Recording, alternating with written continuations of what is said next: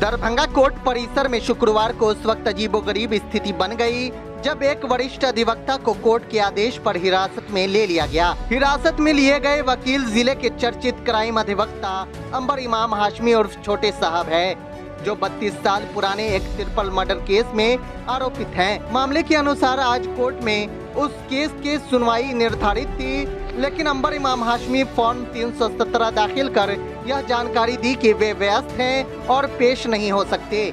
Court ने इसे मान भी लिया। हालांकि ठीक 1 घंटे बाद एक अन्य केस की सुनवाई में अदालत में पेश हो गए। इस पर एडीजी ने आपत्ति जताई और पूछा कि जब आपने खुद को व्यस्त बताया था तो फिर कैसे पेश हो गए। इसके बाद कोर्ट ने आदेश दिया और उन्हें उसी पुराने ट्रिपल मर्डर केस में हिरासत में ले लिया गया। हंगामा तब और बढ़ गया जब पुलिस ने पहचान की गड़बड़ी में एक अन्य वकील सुशील चौधरी को अंबर इमाम हाशमी समझकर गिरफ्तार कर लिया।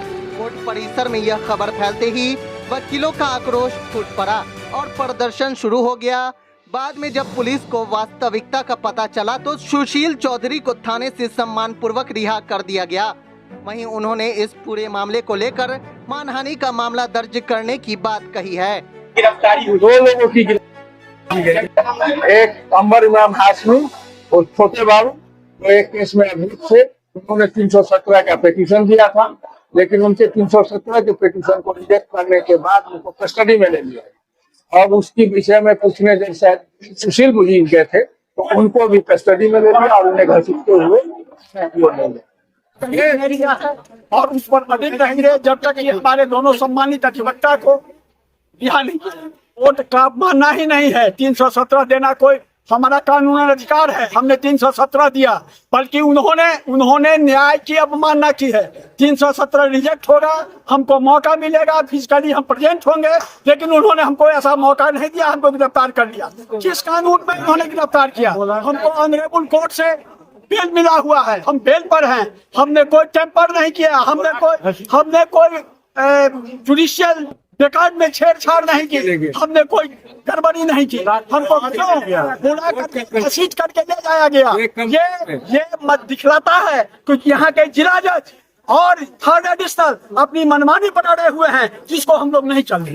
जुडिशरी के दलाल शायद है इसमें, अन्यथा हम हर लोग एक हैं। प्रेसिडेंट मुर्दाबाद, बात है वो सारे एक हैं, जो अधिवक्ता नहीं है, जो सिलाई का काम करते हैं, वो हमसे अलग है। अच्छा, ये बता सकते हैं कल आपने जो कार्य बहिष्कार का ऐलान किया है, कल आपने कार्य बहिष्कार का जो ऐलान किया, किस तरह का कार्य बंद रहेगा यहाँ? अधिवक्ता के मान सम्मान के साथ यहाँ के जिला जज और तृतीय सत्र न्यायाधीश ने किया है, उसके एवज में हम लोगों ने ऐलान किया कि जब तक हमारे अधिवक्ता को स्वसम्मान वापस नहीं लाया जाता, तब तक हम लोग उनके कोर्ट सहित संपूर्ण जिला के कोर्ट का बहिष्कार करते हैं। धन्यवाद देना चाहते हैं अपने अधिवक्ता समुदाय को, जिनके दबाव में मुझे बाइज्जत लहरियासराय थाना अध्यक्ष रिहा किया। और हम लहरियासराय थाना अध्यक्ष को भी धन्यवाद देना चाहते हैं कि चूंकि पुलिस कांस्टेबल के द्वारा मुझे पकड़ा गया, घसीट कर ले जाया गया, लेकिन उनके थाना पर पहुंचने के बाद थाना अध्यक्ष ने स्पष्ट कहा कि आप इनको क्यों डिटेन कर रहे हो भाई, ये एक्यूज नहीं है। तब वहां से हमको सम्मान पूर्वक वहां से छोड़ा गया। लेकिन जिस ढंग से अधिवक्ताओं के साथ अत्याचार और अन्याय हो रहा है, इस चीज को अधिवक्ता समुदाय बर्दाश्त नहीं करेगा। एक वरीय न्यायिक पदाधिकारी के इशारे पर जिस ढंग से आज हमारे वरीय अधिवक्ता को 317 खारिज करते हुए उनको कस्टडी में लिया गया, यह बिल्कुल पूरे बिहार में फूकेगा, ये मैं आप लोगों को बताना चाहता हूं। अधिवक्ता कमजोर नहीं है, अधिवक्ता समाज का मार्गदर्शक है और अधिवक्ता अब संघर्ष प्रारंभ कर दिया है। कल से प्रारंभ होगा और यह तब तक जारी रहेगा जब तक जुडिशियल सिस्टम में करप्शन नहीं समाप्त हो जाता है। गलती यही हुई कि उनको लगा कि हम अंबर इमाम हाशमी हैं, चूंकि थाना अध्यक्ष उसमें थे नहीं, पुलिस कांस्टेबल वगैरह जो थे वो जबरदस्ती सीढ़ी पर घिसते हुए कॉलर पकड़ते हुए मारते हुए ले गए। अब हम मानहानि का मुकदमा 1 करोड़ का करेंगे, उसकी तैयारी कर रहे हैं। सारे अधिवक्ता समुदाय से बात करके हम जिला पुलिस प्रशासन से मांग करना चाहते हैं कि आप सीसीटीवी फुटेज देखिए, हमको कौन ऐसा पदाधिकारी किसके इशारे पर ऑफिसर्स ऑफ द कोर्ट को घसीटते हुए थाना पर पैदल ले गया मारते हुए। ये मैं एसएसपी दरभंगा से मांग करता हूं, डीआईजी मिथिला क्षेत्र दरभंगा से मांग करता हूं कि आप एक निर्दोष व्यक्ति को क्यों डिटेन करवाए। आपके पुलिस पदाधिकारी मारते हुए किस ढंग से ले गए, इसकी जांच होनी चाहिए, निष्पक्ष जांच। मैं वहां गया था कटसी में, एक अधिवक्ता के साथ हुआ तो स्वाभाविक है, एक मीडिया वाले के साथ होगा तो सारे मीडिया एक हो जाते हैं। हम जानकारी लेने गए थे, हम बेनीपुर से आए थे जानकारी लेने के, आखिर हो क्या रहा है। जानकारी लेना भी अपराध है क्या?